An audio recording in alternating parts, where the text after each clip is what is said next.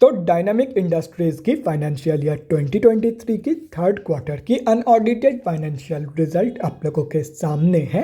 And यहाँ पे जितने भी सारे फिगर्स दिया हुआ है वो सब लैक्स में है, सिर्फ और सिर्फ ईपीएस डेटा को छोड़ करके।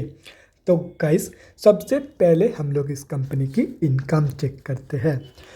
दिसंबर 2022 के क्वार्टर में कंपनी ने अप्रॉक्सीमेटली 11.73 करोड़ का इनकम जनरेट किया है। और अगर ये सितंबर 2022 की क्वार्टर एंड दिसंबर 2021 की क्वार्टर से कंपेयर किया जाए तो सितंबर 2022 की क्वार्टर में कंपनी ने अप्रॉक्सीमेटली 12.36 करोड़ का इनकम जनरेट किया था एंड दिसंबर 2021 की क्वार्टर में अप्रॉक्सीमेटली 15.47 करोड़ का इनकम। तो अभी अगर इस कंपनी की इनकम ग्रोथ के बारे में बात करें तो कंपनी की जो इनकम ग्रोथ है दिसंबर क्वार्टर की वो नेगेटिव में जा चुकी है, चाहे क्वार्टर ऑन क्वार्टर बेसिस पे देखा जाए या तो फिर ईयर ऑन ईयर बेसिस पे।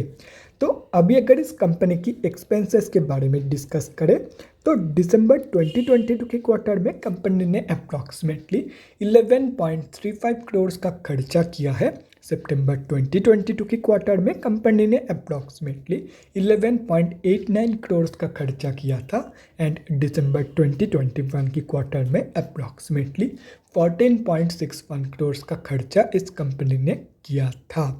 तो अभी अगर यहाँ से इस कंपनी की प्रॉफिट मार्जिन्स कैलकुलेट किया जाए इन तीनों क्वार्टर्स की तो दिसंबर 2022 की प्रॉफिट मार्जिन निकल के आ रही है अप्रॉक्सीमेटली 3.2%।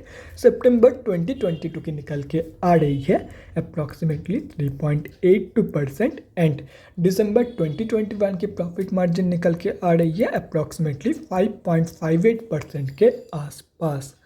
तो कंपनी की जो प्रॉफिट मार्जिन ग्रोथ है वो भी नेगेटिव में जा चुकी है, चाहे वो क्वार्टर ऑन क्वार्टर बेसिस पे देखा जाए या तो फिर ईयर ऑन ईयर बेसिस पे।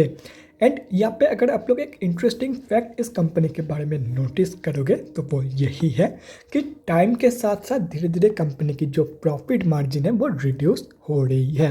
एंड अगर ऐसे ही चलती रही तो एक पॉइंट ऑफ टाइम में आकर के कंपनी की जो एक्सपेंसेस है वो कंपनी की इनकम से भी ज़्यादा हो जाएगा एंड इसी रीज़न के वजह से company end of the quarter loss देगा एक पॉइंट ऑफ टाइम में आकर के, अगर ऐसे ही सब कुछ चलती रही तो।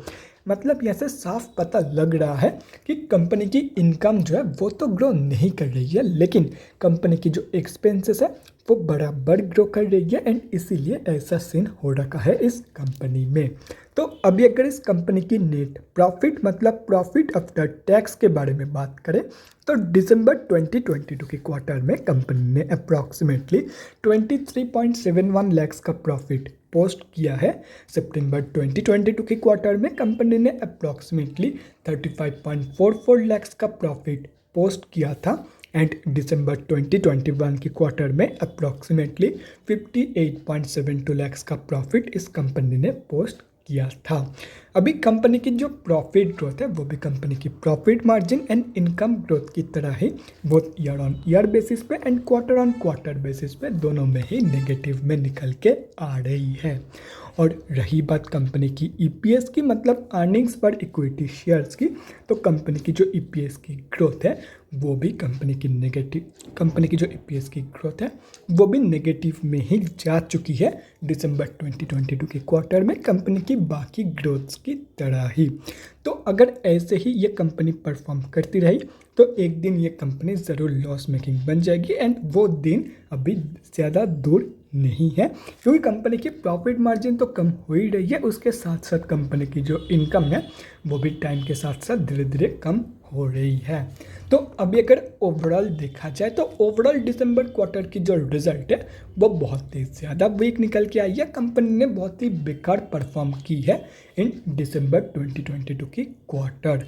तो guys that's it for this video. अगले वीडियो में मिलते हैं guys. Thanks for watching and stay safe.